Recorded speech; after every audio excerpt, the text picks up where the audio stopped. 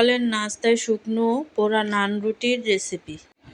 Oven বা মাটির তন্দুরি ছাড়া ঘরে সাধারণ কড়াইতে কীভাবে এই তুলতুলে নরম এবং হালকা পোড়া স্বাদের পারফেক্ট নান রুটি বানানো যায় সেটা আজকে আমি তোমাদের সাথে শেয়ার করব। আর খুব সহজভাবেই কিন্তু এই নান রুটিটা পুরোপুরি তৈরি করা যায়। তো হাই গাইস, আসসালামু আলাইকুম, welcome back to my channel. কেমন আছো তোমরা সবাই? আশা করছি ভালো আছো। আল্লাহর রহমতে আমি অনেক ভালো আছি। তো গাইস, ভিডিওটি ফার্স্ট থেকে লাস্ট পর্যন্ত দেখতে থাকো, আশা করছি ভালো লাগবে। আর ভালো লাগলে প্লিজ একটি লাইক আর একটি সাবস্ক্রাইব করে পাশে থাকবে। পোড়া নান রুটি তৈরি করার জন্য এখানে আমি নিয়ে নিচ্ছি ময়দা, আর এখানে আমি টোটাল 3 কাপ ময়দা অ্যাড করছি। তোমরা চাইলে কমিয়ে বাড়িয়ে নিতে পারো। তারপর হচ্ছে এখানে আমি অ্যাড করে দিচ্ছি চিনি। তারপর হচ্ছে এখানে আমি অ্যাড করে দেব ইস্ট। তারপর হচ্ছে এখানে দিয়ে দিব স্বাদ মতো লবণ দিয়ে তারপর হচ্ছে শুকনো উপকরণগুলোকে ভালোভাবে ময়দার সাথে মিশিয়ে নেব। তো ভালোভাবে মিশিয়ে নিতে হবে।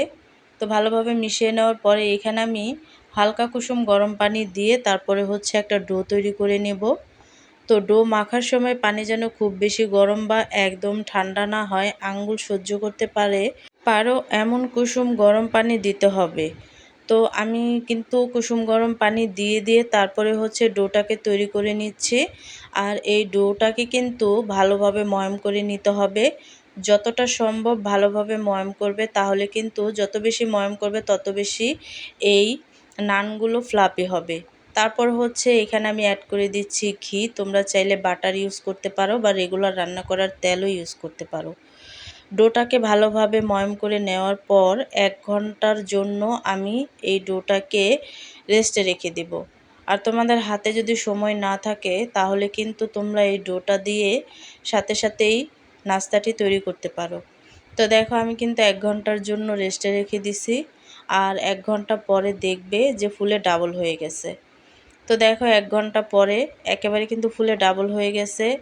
1 ঘন্টা পর ডো ফুলে যখন দ্বিগুণ হবে তখন হাত দিয়ে চেপে চেপে ভেতরের বাতাস বের করে নিতে হবে। তো এইভাবে করে তারপরে হচ্ছে হাত দিয়ে চেপে চেপে আমি ভেতরের বাতাসগুলো বের করে আর একটু ময়াম করে তারপরে হচ্ছে বড় বড় লেচি কেটে নেব। আর কি যেই কয়টা নান রুটি আমি তৈরি করব সেই কয়টা লেচিই কিন্তু এখানে আমি কেটে নিছি।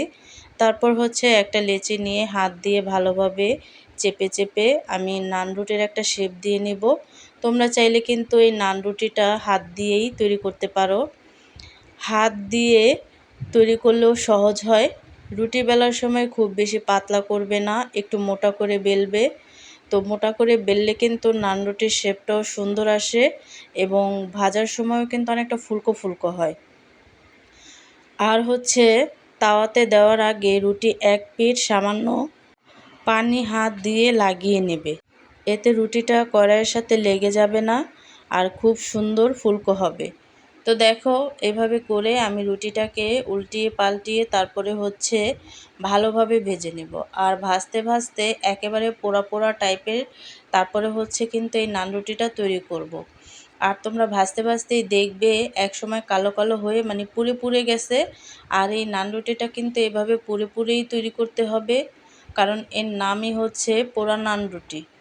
তো দেখো, আমি কিন্তু হালকা হালকা করে পুড়ে নিছি। তারপর হচ্ছে একটা রুটি হয়ে যাওয়ার পর আরেকটা রুটি আমি দিয়ে দিছি। দিয়ে তারপরে হচ্ছে এই রুটিটাকেও কিন্তু আমি পোড়া পোড়া টাইপের তৈরি করে নেব। নান রুটি তৈরি করতে করতে তোমাদের একটা মূল্যবান কথা মনে করিয়ে দেই। বাইরের নামি দামি রেস্টুরেন্টে গিয়ে আমরা কত চড়া দামে এই নান রুটি কিনে খাই। তাই সামান্য একটু বুদ্ধি খাটিয়ে আর ঘরোয়া উপকরণ দিয়ে নিজের মনের সবটুকু ভালোবাসা মিশিয়ে যখন এই নান রুটিটি তোমরা সকালের নাস্তায় পরিবারের সামনে ধরবে, তখন সেই আনন্দের তৃপ্তিটাই আলাদা হবে। তৈরি হয়ে গেল আমাদের পোড়া নান রুটির রেসিপি। নামানোর পর উপর থেকে সামান্য বাটার ব্রাশ করে দিলেই তৈরি আমাদের তুলতুলে নরম শুকনো পোড়া নান রুটি। দেখো এটা কতটা নরম হয়েছে, হাত দিয়ে চাপ দিলেই একদম তুলোর মতো মিশে যাচ্ছে। গরম মাংসর ঝোল বা ডাল ভাজির সাথে এই নান রুটি জাস্ট অমৃত লাগে। পরিবারের মানুষের সুস্বাস্থ্য আর মুখে এক চিলতে হাসি ফোটানোর চেয়ে দামি আর কিছুই হতে পারে না।